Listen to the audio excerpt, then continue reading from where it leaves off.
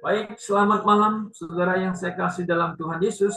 Pada malam hari ini kita akan lanjutkan pelajaran kita di surat Roma. Nah, kita telah membahas surat Roma ayat yang pertama sampai ayat yang ke-8. Nah, malam ini kita akan coba selesaikan ayat 8 sampai ayat 32. Oke, nah mungkin saya akan baca dulu outline-nya ya, supaya kita bisa mendapatkan kira-kira apa yang Paulus ingin tekankan ya, sampaikan begitu ya. Jadi kita lihat ada beberapa poin. Ya, yang pertama itu Paulus ingin mengungkapkan isi hatinya, kerinduannya kepada orang Roma bahwa dia ingin pergi ke Roma untuk bertemu dengan mereka. Ya, kemudian dia ingin menekankan bahwa Injil yang diberitakan itu adalah kuasa Allah yang menyelamatkan pertama orang Yahudi, kedua orang Yunani. Kemudian yang ketiga dia ingin tekankan bahwa murka Allah ditimpakan kepada mereka yang ya buat jahat gitu ya, atau yang menindas kebenaran.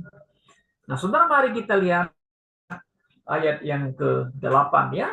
Nah, di sini Paulus mengatakan, pertama-tama aku bersyukur kepada Allahku oleh Yesus Kristus atas kamu sekalian, sebab siar kabar tentang imanmu di seluruh dunia, karena Allah yang kulayani yang segenap hatiku dalam pemberita Injil anaknya adalah saksiku bahwa dalam doaku aku selalu mengingat kamu. Nah, itu Paulus mengatakan ya.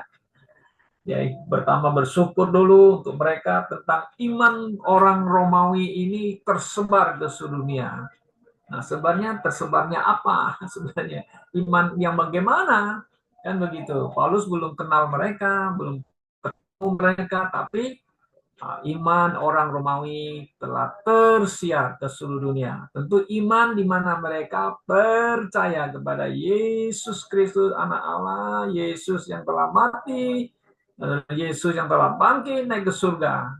Mereka tetap akan teguh bahwa itulah iman, fondasi iman mereka yang sejati itu yang tersebar bahwa mereka pengikut Yesus Kristus, saudara ya. Nah, saudara, kalau kita lihat di sini ya, di ayat berikutnya lagi mengatakan aku berdoa, katanya ya, dia selalu ingat doa. Itu adalah seperti kita ya, sebagai orang Kristen, jemaat kita selalu berdoa untuk saudara kita yang lain ya, kepada siapa saja kita doakan kepada mereka. Nah, Paulus kerinduannya kepada mereka adalah untuk berfellowship ya dengan mereka ya, dan ingin melihat juga buah dari mereka, dan juga ingin memberikan juga karunia rohani kepada mereka ya. Dan terakhir kalau kita lihat lagi yang ada di ayat 14, dia mengatakan juga kerinduannya ini, dia ingin utarakan bahwa Paulus sebagai rasul yang diutus oleh Yesus ya, dia merasa berhutang. Istilah berhutang itu debtor kepada orang Yunani ya, dan juga bukan orang Yunani. Nah, saudara, kalau kita lihat di dalam ayat yang ke-8 sampai ayat yang ke 14 dan 15 ya, kita bisa lihat ini adalah pernyataan Paulus kepada orang-orang Roma ya, supaya mereka bisa mengenal Paulus lebih dalam, memahami misi visi yang ingin dia lakukan. Dia ingin pergi ke Roma untuk berfellowship, untuk memberitakan Injil Yesus Kristus kepada orang-orang di Roma juga, kan? Ya kan? Dan juga dia ingin melihat buah dari jemaat Roma, dan juga mau memberikan karunia rohani katanya kepada mereka. Kalau sudah baca di dalam ayat yang ke-13 ya, dengan jelas di sana dia katakan demikian ya. Nah, kemudian dia mengatakan aku berhutang kepada orang Yunani dan juga bukan orang Yunani. Jadi saudara, begini ya, apa yang dimaksud Paulus itu berhutang ya. Jadi ini bisa diaplikasikan sebenarnya kepada kita orang-orang Kristen yang telah diselamatkan, yang kita juga berhutang ya kepada orang-orang belum dengar Injil nih. Makanya kita ketemu orang, kita bisa share, kita bagikan traktat, kita bisa share melalui medsos, kita punya apa nama itu channel kita ya, kita share ke orang-orang yang mungkin belum mengenal Yesus Kristus. Itu adalah istilahnya hutang, ya, bukan hutang uang, tapi hutang Injil kepada mereka, ya.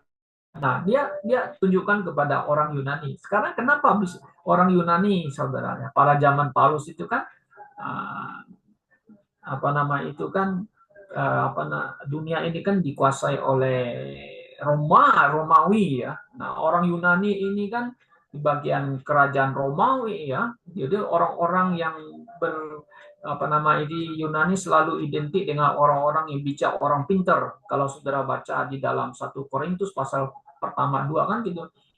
Orang Yunani mencari wisdom, orang Yahudi mencari sign, mujizat. Nah, jadi dia berhutang, dia ingin ketemu orang pintar. Makanya dia selalu berdebat kan. Di Athena dia pernah berdebat dengan orang-orang yang filsuf-filsuf pintar.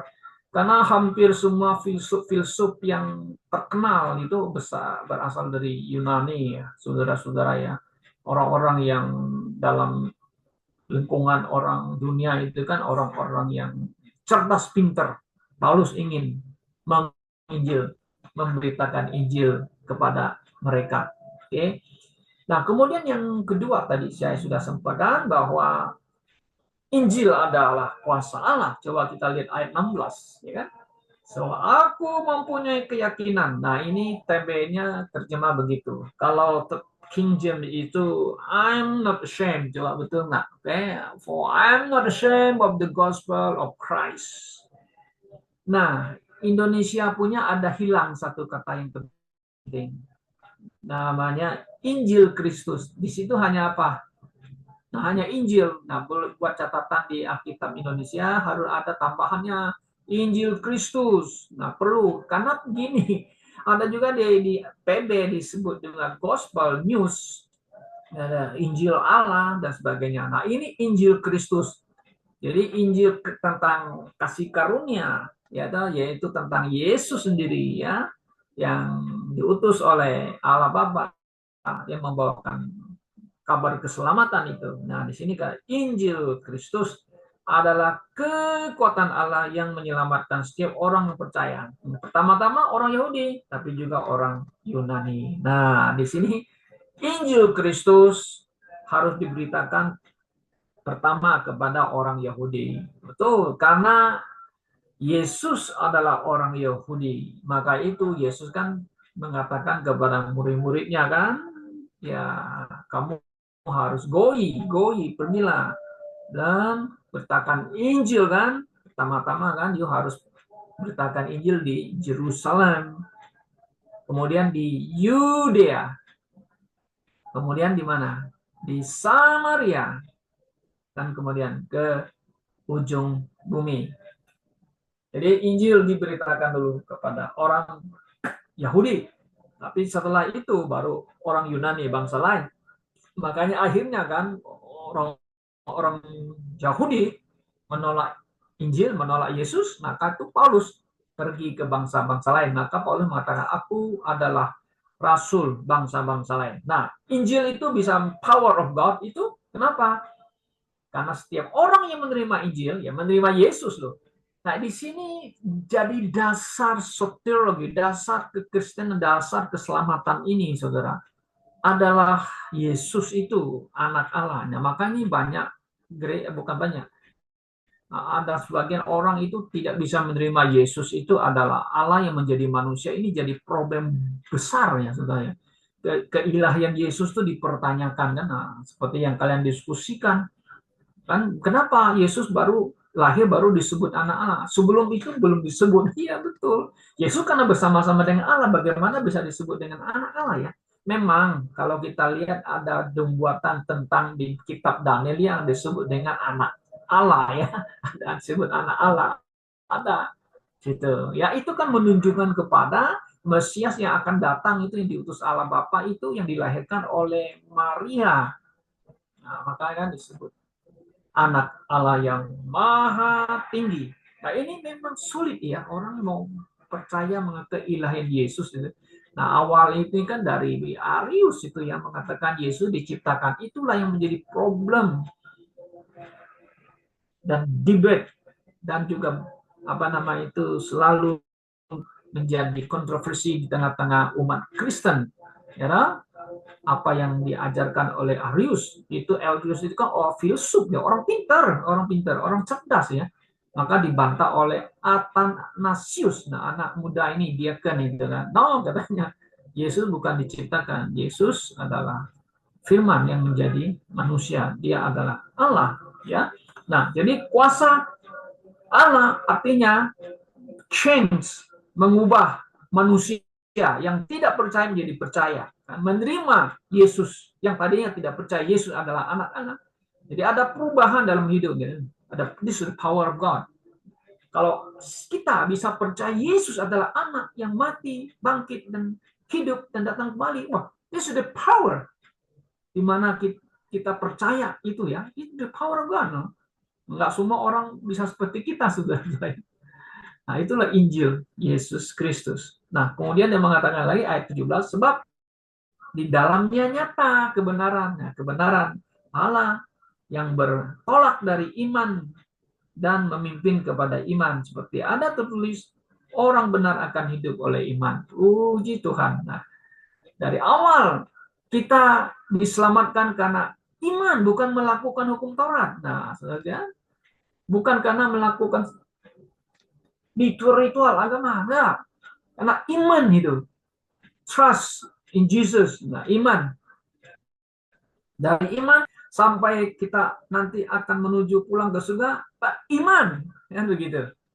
Ya, bukan melakukan ritual seperti yang sekarang kita lihat banyak orang Kristen yang ada nama itu punya konsep itu namanya Lordship Salvation. Nah, ada unsur-unsur untuk itu supaya bisa diselamatkan dengan usaha dan sebagainya ya. Nah, itu beda dengan konsep kita. Faith dari awal, faith to faith sampai kita pulang ke surga. Karena itu orang benar akan hidup oleh iman. Puji Tuhan. Oke, kita orang yang benar hidup dengan iman, bukan melakukan sesuatu ya, bukan melakukan hukum Taurat dan sebagainya. Nah, masuk ke bagian ketiga, murka Allah terhadap manusia-manusia yang ada di bumi ini yang melawan Tuhan, kebenaran, yang menindas kebenaran dan sebagainya. Nah, kita lihat ayat 18. Sebab murka Allah nyata dari surga atas segala kefasikan. Fasik itu sebenarnya adalah ya ungodliness ya. Sebenarnya orang yang tak bertuhan, tak percaya ya seharusnya. Oke, terjemahan Indonesia itu di situ segala kefasikan, oke. Nah, I feel from heaven against ungodliness, oke. Nah, menindas ya, itu segala kefasikan, kelaliman manusia yang menindas ya kebenaran dengan kelaliman. Nah, menindas itu artinya yang salah dibilang benar, yang benar dibilang salah. Injil yang diberitakan Yesus adalah anak Allah. Nah, Yesus bukan. Yesus manusia atau manusia biasa jadi Allah. Nah, itu ada unsur menindas, tidak mau percaya, menolak, saudara-saudara ya. Nah, jadi apa yang Paulus ingin utarakan? Dia ingin sampaikan bahwa murka Allah kepada mereka orang yang fasik, ya, orang nggak percaya, bahkan mereka yang menindas, menolak, melawan kebenaran. Ya? Oke, lalu itu lagi menyembah. Nah, melawan, menyembah ciptaan Tuhan, karya Tuhan, bukan ciptaan yang disembah, bukan pencipta yang disembah. Nah, saudara bisa baca lagi seterusnya kan? Karena apa yang dapat mereka tahu tentang Allah nyata bagi mereka, sebab Allah telah menyatakannya kepada mereka. Bahwa apa yang tidak nampak daripadanya, yaitu kekuatannya yang kekal dan keilahiannya dapat nampak kepada pikiran dari karyanya sejak dunia diciptakan, sehingga mereka tidak dapat berdalil. Sebab sekalipun mereka mengenal Allah, nah kata mengenal Allah ini sebenarnya harusnya lebih bagus itu di dalam terjemahan bahasa Indonesia itu hanya tahu ada Allah. Ya, tahu, know God.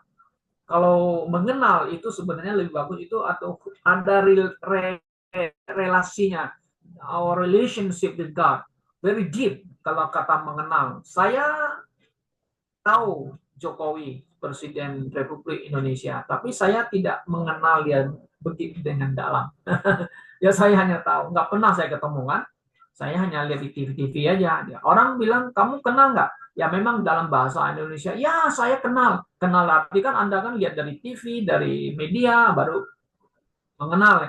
Kan? Tapi secara pribadi saya tidak mengenal dia. Oke. Ya saya mengenal Pak Surya, nah kan sering ketemu tiap minggu ya. Aswin saya mengenal, ya bukan hanya tahu saya mengenal. Ya Aswin di mana, sekolah di mana, namanya apa dari C-nya apa, lebih jauh very relationship-nya lebih dekat begitu ya mengenal. Ya orang dunia ini hanya ya I know there is a God. Ya, tahu tapi mereka tidak memuliakannya. Kenapa? Karena mereka change. Nah, itu melawan ya, change the truth. Kebenaran Allah itu dengan apa? Menyembah ciptaannya. Mereka lawan Tuhan. Nggak perlu sembah. Sembah. Itu aja karyanya. Ya, padahal Tuhan sudah menyatakan dirinya dalam karyanya. Manusia bisa berpikir dalam pikirannya, iya ada Tuhan yang harus kita sembah, tapi mereka tidak menyembah Dia. Dia mengubah gitu, melawan gitu ya. Nah, sudah kita ayat 20 oke, yang 21 tadi udah. Kemudian kita lihat 22. Mereka berbuat seolah-olah mereka penuh hikmat. Ya banyak orang pintar kan. Tetapi mereka telah menjadi bodoh. Ya, memang bodoh di hadapan Tuhan. Ya, karena mereka orang-orang fasik-fasik itu orang sebenarnya tidak percaya ya. Baca Tuhan yang hidup dan benar. Mereka menggantikan kemuliaan Allah yang tidak fana dengan gambaran yang mirip dengan manusia yang fana, burung-burung dan sebagainya dan sebagainya ya. Akhirnya apa? 24. Murka Allah itu Tuhan menyerahkan mereka 24. Karena itu Allah menyerahkan mereka kepada keinginan hati mereka akan kecemaran sehingga mereka saling mencemarkan tubuh mereka. Nah, saudara, akibatnya apa? Tidak menyembah Allah yang hidup benar, menyembah ciptaan Tuhan, lalu mereka mengubahlah segala sesuatu. Tuhan menyerahkan mereka ya kepada keinginan hati mereka, lalu mencemarkan hidup mereka. Cemarkan bagaimana? Ayat 25. Sebab mereka menggantikan kebenaran Allah dengan dusta, memuja dan menyembah makhluk dengan melupakan penciptanya yang harus dipuji selama-lamanya. Karena itu Allah menyerahkan mereka kepada hawa nafsu yang memalukan. Sebab istri-istri mereka menggantikan persetubuhan yang wajar dengan yang tidak wajar. Suami-suami meninggalkan persetubuhan yang tak wajar. Demikian juga istri dan sebagainya. Nah, di sini kita lihat saudara-saudara ya, apa yang terjadi dengan dunia ini ya sangat makin hari moralitasnya ya sangat makin hari makin jahat ya, karena Tuhan menyerahkan mereka ya. You nggak mau terima kebenaran ya oke, Tuhan menyerahkan mereka kepada nafsunya, mengubah seksualitas yang wajar dengan tidak wajar dan sebagainya ya, homoseks, lesbian dan LGBT. Yang terjadi sekarang kan sangat ya, ini adalah moral-moral yang sangat sekali ya, sudah makin menurun moralitas manusia, saudara. Nah, kemudian ayat 28. Dan karena mereka tidak merasa perlu untuk mengakui Allah, maka Allah menyerahkan lagi mereka pada pikiran-pikiran yang terkutuk, sehingga mereka melakukan apa yang tidak pantas. Tidak pantas lagi ya. Wah, makin hari dunia ini bukan makin tambah baik, tapi manusia semakin melawan Allah yang hidup dan yang benar, dan melawan kebenarannya. Jadi Allah menyerahkan mereka. Nah, di sini ada namanya istilah bahasa hukumnya ini judicial hardening. Judicial hardening itu judicial itu hardening itu artinya ada secara hukum. Ya, itu ada hukumnya judicial, hardening itu dikeraskan hatinya. Ya seperti Firaun itu sekali diperingati ke pengusaha, yuk lepaskan umatku Israel itu ya, kalau enggak yuk akan dihukum. Ada ketawa-ketawanya, mana ada Allahmu ya, aku ya Allah, aku yang dewa yang hebat itu. Dia nggak dengar, sekali dua tiga kali ya dah, tulah 1 sampai 10 nggak mau dengar, yang ke 10 dia mati, anaknya sulung dan sebagainya. Maka disebut the judicial hardening. Itu betul ya, karena Tuhan sudah kasih kesempatan, Anda tidak mau, ya udah, aku serahkan kepada nafsu dan engkau akan dihukum seadil-adilnya. Okay? Nah, apa yang terjadi saudara kalau kita lihat di ayat yang ke-30 lagi ya, kita lihat itu mereka melakukan hal-hal yang jahat sebenarnya ya. Apa mereka pembenci Allah, ayat 30 ya, tidak berakal dan sebagainya. Paulus mengatakan seharusnya mereka itu dihukum mati. Kalau hukum zaman dulu PL itu wah, mau kiu kata orang hak fanin, orang kayak bilang nggak tolong lagi, harus dihukum.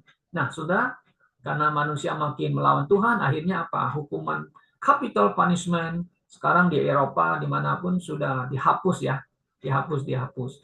Nah, hukuman capital punishment bagi saya sih sesuai dengan Alkitab sebenarnya, itu hukuman yang sangat adil. Karena sesuai dengan di PL itu juga ya, kalau orang yang sengaja membunuh orang tuh dihukum. Kalau dia tidak sengaja, nah dia ada namanya kota tempat perteduhan, tempat untuk pengungsian. Nah, itu dia bisa lari ke sana, akan diselidiki. Kenapa orang itu mati? Apa kamu sengaja? Oh enggak, karena kapak saya itu, saya potong-potong kayu, tiba-tiba kapak saya itu lepas dari pegangannya, kena orang itu mati dia. Nah, itu bukan membunuh, tapi kecelakaan. Ya, sudah. Kalau di Indonesia di mana itu banyak orang itu kan ibu dan anaknya dibunuh, dimasuk ke tong air di rumahnya, ngeri. Ada yang bunuh orang tua gitu, kecil gitu ya, itu boleh hukuman mati dan sebagainya ya. Tapi harus adil gitu. Harus keadilannya ada di sana ya. Nah, demikian saudaraku yang saya kasih dalam Tuhan, pelajaran malam hari ini. Apa yang kita bisa dapatkan, kita lihat situasi kondisi moral manusia dari zaman dulu sampai hari ini. Tuhan, saya semakin menurun ya.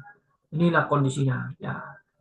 Makanya kita sebagai orang Kristen percaya ya, kita harus mengumandangkan Injil Kristus yang dimana orang yang jahat pun, orang yang lesbian, homoseks, ya kan, atau yang LGBT, sebenarnya mereka bisa, kalau mendengar Injil, ya kan, menerima Yesus, tentu masih dapat pengampunan dosa ya. Ya, kita doakan supaya mereka bisa mengenal Yesus, percaya Yesus, dan diselamatkan. Kiranya Tuhan memberkati kita semuanya. Amin.